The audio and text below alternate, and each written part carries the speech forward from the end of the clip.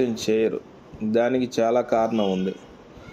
ఆ పడి ఉన్న చోటికి వచ్చాడు, అతన్ని చూశాడు, తర్వాత అతని మీద జాలిపడ్డాడు, అంటే కనికరం చూపించాడు, దగ్గరికి పోయాడు, బాధ్యతగా వ్యవహరించాడు. బాధ్యతగా సొంతవాడు కాదు, వాస్తవానికి సొంతవాడు కాకపోయినప్పటికీ కూడా బాధ్యతగా ఉపశమనానికి అతను ఏం చేశాడు, జాలిపడి దగ్గరకు పోయి నూనె ద్రాక్షరసం పోసి అతని గాయాలు కట్టి ఉపశమనానికి తన వాహనం మీద ఎక్కించుకున్నాడు. ఒక పూటకూలు వాని ఇంటికి తీసుకొని పోయి అతన్ని పరామర్శించాడు.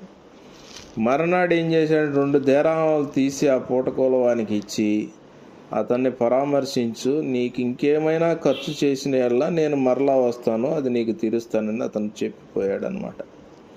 కాబట్టి కృప యొక్క రూపాన్ని మనం ఇక్కడ చూడవచ్చు.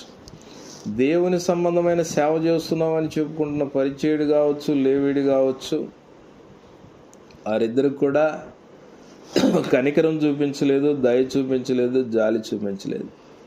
చూపించకుండా మనకి ఎందుకులే, రోడ్డున పడిపోయి ఉన్నాడు, అది మళ్ళీ మనకు బాధ్యత ఎందుకు, బాధ్యతారహితంగా వ్యవహరించారు. ఈ సమరయుడు సొంతవాడు కాకపోయినప్పటికీ కూడా అతను ఎంతో బాధ్యతగా అప్పటికప్పుడు ఉపశమనం కలగటానికి కొంత కార్యక్రమం జరిగించాడు. తర్వాత పూటకోల వాని ఇంటికి తీసుకొని వెళ్ళాడు.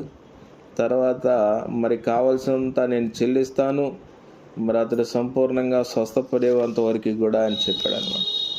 కాబట్టి ఈ ఉపమానంలో పొరుగువాడు ఎవడన్నప్పుడు ప్రభువు చెప్పిన సమాధానం మంచి సమరయుడు. ఆ పరిచయులు శాస్త్రులకి ఏంటి, పరిచయులు శాస్త్రులకి లేవీలకి ఏంటంటే బలులు ముఖ్యం. వారికి కనికరం లేదు కానీ వారికి బలులు ముఖ్యం. అంటే పొరుగువాడికి దయ చూపించేవాడే కదా నిజంగా దేవుణ్ణి ఆరాధన చేసేవాడు. కాబట్టి ప్రత్యేకించి ఏమన్నాడంటే క్రీస్తు ప్రభు వారు తర్వాత ఉపమానంలో నీవు అది నేర్చుకో అన్నాడు అనమాట. అతనితోటి మాట్లాడుతూ, ప్రత్యేకించి వారితోటి మాట్లాడుతూ ఏమన్నాడంటే అది పాటించమన్నాడు, అది ఆజ్ఞగా చెప్పేసేసాడు. తర్వాత ఏమన్నాడు, 37లో నీవును వెళ్ళి అలాగూ చేయమని అతనితో చెప్పాను. కాబట్టి ఆజ్ఞ చెప్పేసేసాడు, నీ వెళ్ళి అలాగ చెయ్యి, నీ వెళ్ళి అలాగ చెయ్యి. నీకు తారసపడే వరకు ఎవరికైనా సరే నీకు చేతనంతవరకు, మనకి ఎంత చేత అయిద్దో అంతవరకే చేయమని చెప్పేసేసాడు అన్నమాట.